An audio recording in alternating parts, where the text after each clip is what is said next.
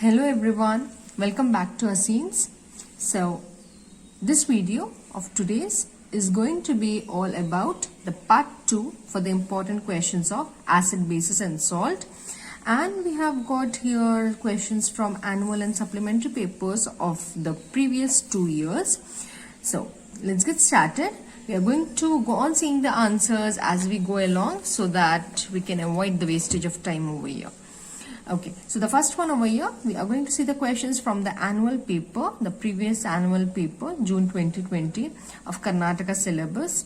Okay, so here whatever questions I have mentioned, they are only strictly from the portion which is available for this year. The deducted portion questions have not been mentioned, so you need not worry about the extra questions added over here. Okay, the first one being the objective. As the pH value of a neutral solution increases, they have given you the 4 options. Basic property decreases with number of OH ion increases. Acidic property increases with number of H plus ion decreases. Basic property increases with number of OH minus ions increasing. And acidic property decreasing with number of H plus ions increasing. So when a pH value of a neutral solution is increasing, definitely it is supposed to be a sign of basicity.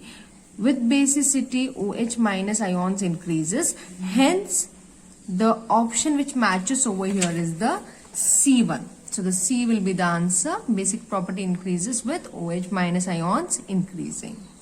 So that was about the first question. Now going to the second question, it's actually a diagram. This question has been repeated for the supplementary paper also, just with a change in the labeling. Okay, so we are going to see this zinc granules. It is this one. Okay, zinc granules diagram, arrangement of the apparatus to show the reaction between zinc granules and dilute sulfuric acid. Now the labelings are test tube, soap solution and zinc granules. Zinc granule is for the supplementary paper, test tube, then you can see the zinc granules, and one more was soap solution. So this is the soap solution we are talking about. Now the third question is also a diagram. It's actually supposed to be an OR question between these two. They have given you the option actually, and since we are studying, so we prefer studying each question of it.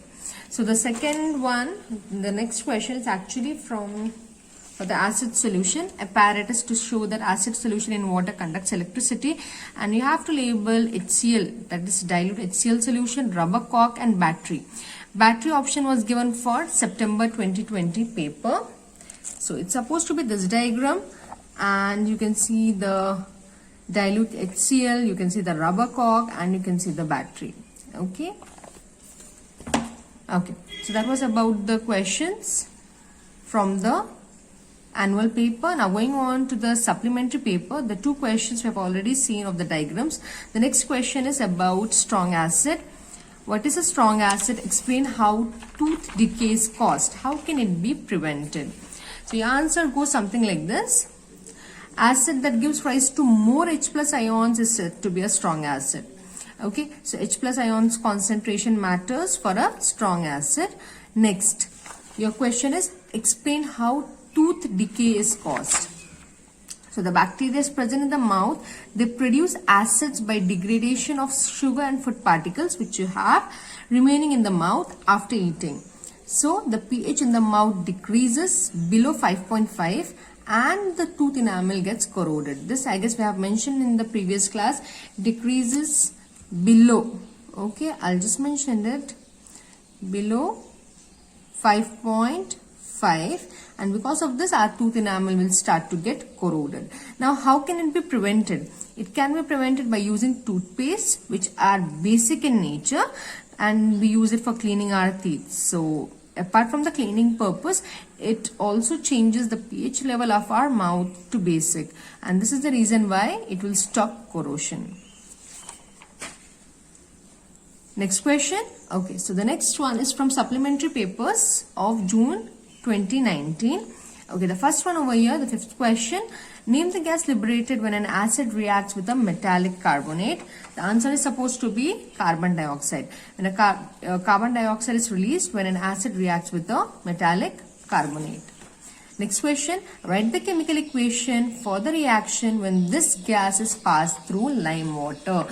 When carbon dioxide is passed through lime water, CaOH2 stands for lime water.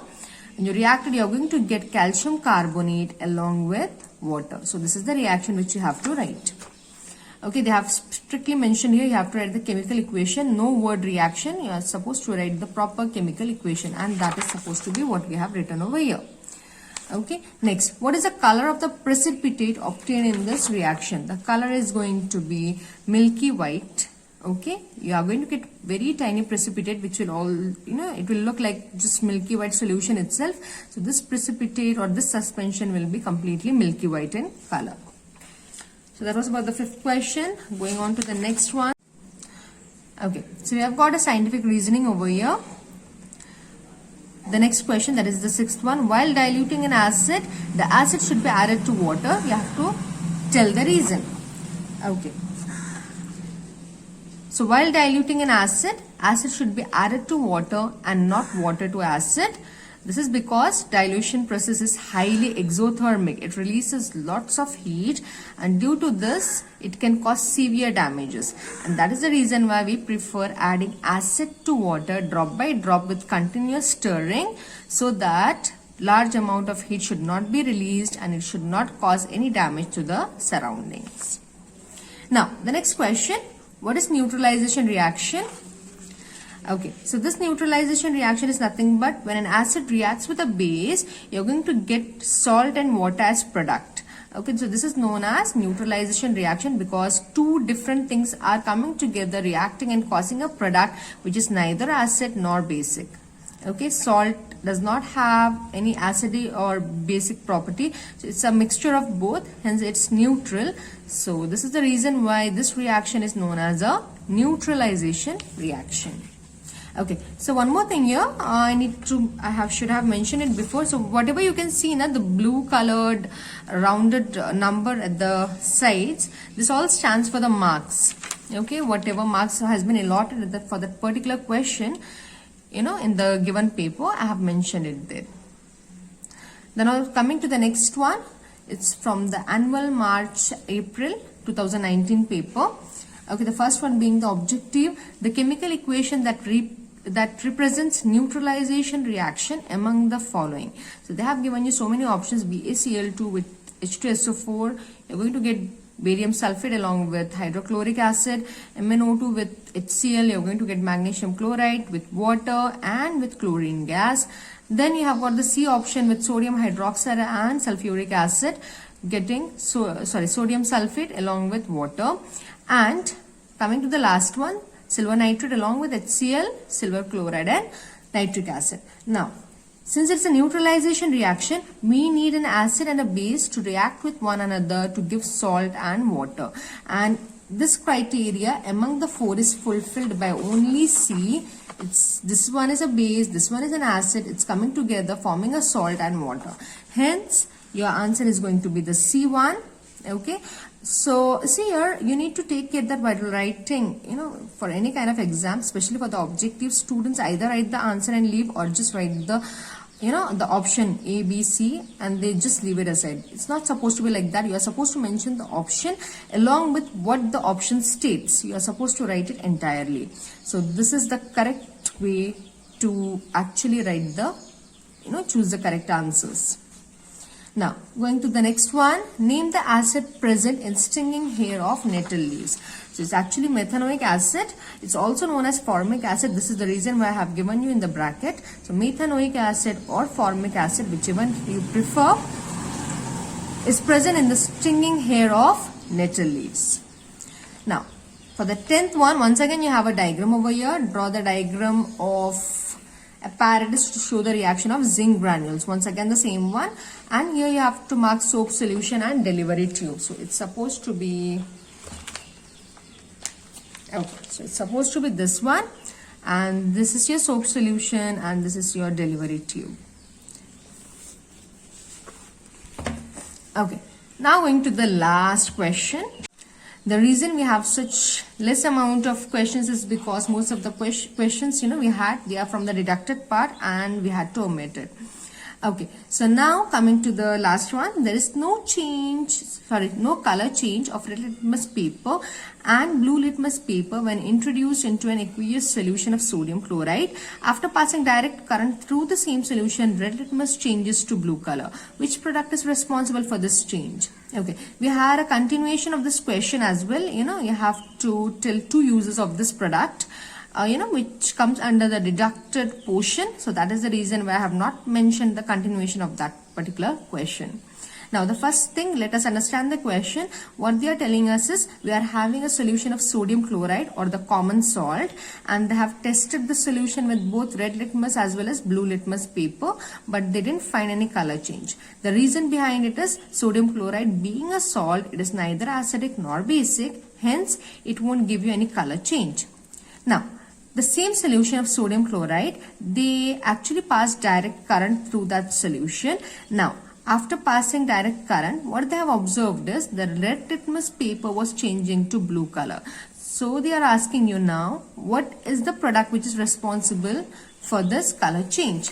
Okay, so the product being sodium hydroxide, NaOH. Okay, this NaOH is changing the red litmus paper to blue color. Okay, sodium hydroxide is a base, hence it will change red to blue color.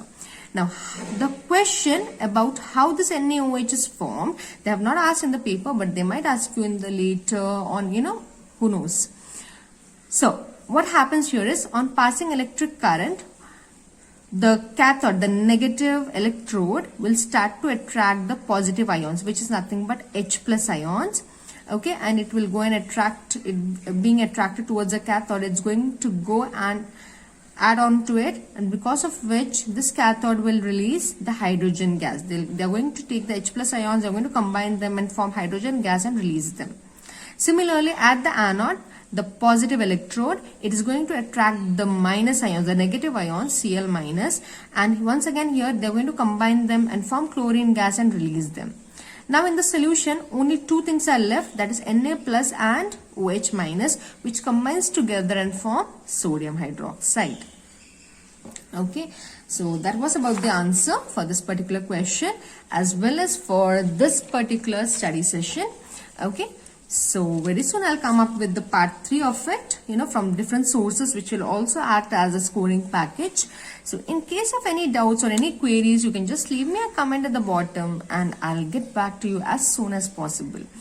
Thank you for watching.